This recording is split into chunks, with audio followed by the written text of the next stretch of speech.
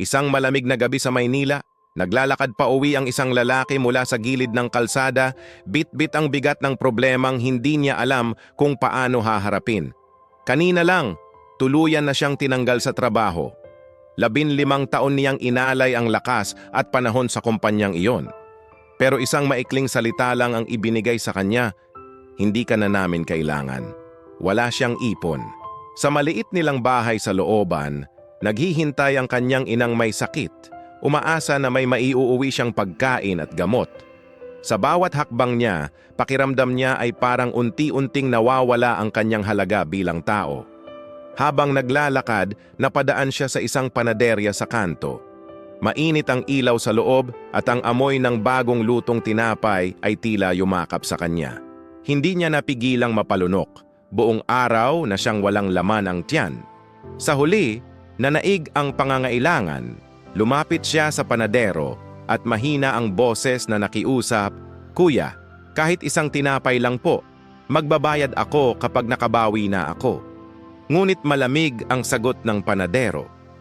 "Magtrabaho ka para may makain ka. Huwag kang mamalimos dito." Sabay talikod na para bang wala siyang kausap. Parang sinampal ang kanyang pagkatao.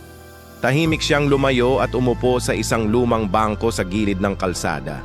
Doon, hindi na niya napigilan ang luha. "Diyos ko, bulong niya, nawalan na ako ng trabaho. Pati dignidad ko. Nakikita mo pa ba ako?"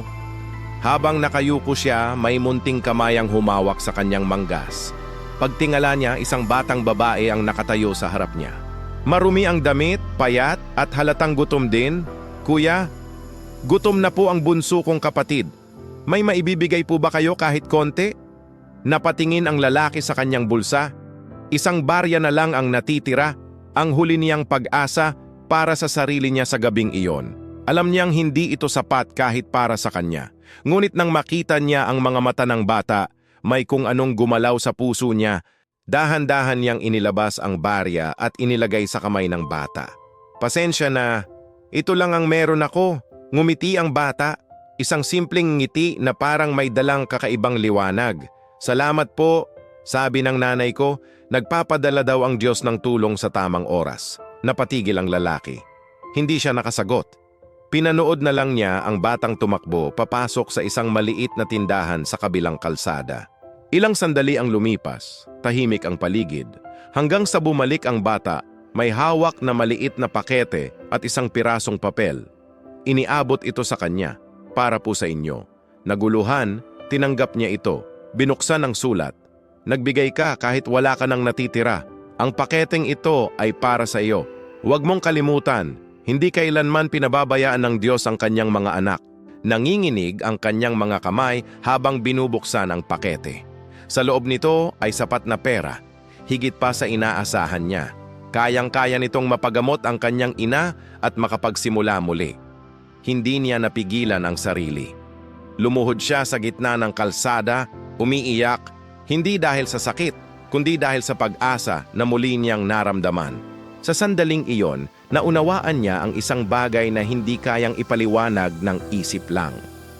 Minsan, hinahayaan tayo ng Diyos na maranasan ang gutom, ang kawalan, at ang sakit. Hindi para tuluyan tayong pabayaan, kundi para ipakita sa atin kung gaano siya kayang magbigay kapag hindi tayo bumitaw. At sa gitna ng kawalan, doon niya ipinapadala ang himala. Sa huli, hindi nasusukat ang yaman sa laman ng bulsa, kundi sa kakayahan mong magbigay kahit ikaw mismo ay kulang. Dahil ang pusong marunong magbahagi kahit sa gitna ng hirap ay pusong hindi kailanman pababayaan ng Diyos. Kawikaan 11:17, ang nagbibigay sa mahirap ay nagpapautang sa Panginoon, at siya ang magbabayad sa kanya sa kanyang kabutihan. Kung naniniwala ka na ang Diyos ay kumikilos kahit hindi natin nakikita, mag-comment ng Kasmart. Ibahagi mo ang kwentong ito. Gusto mo bang makasave sa binibili mo? Bumisita sa Smart Save to Shop. Link nasa comment section. Kung nagustuhan mo ang video, mag-like, comment, at share. Malaking tulong ito sa amin.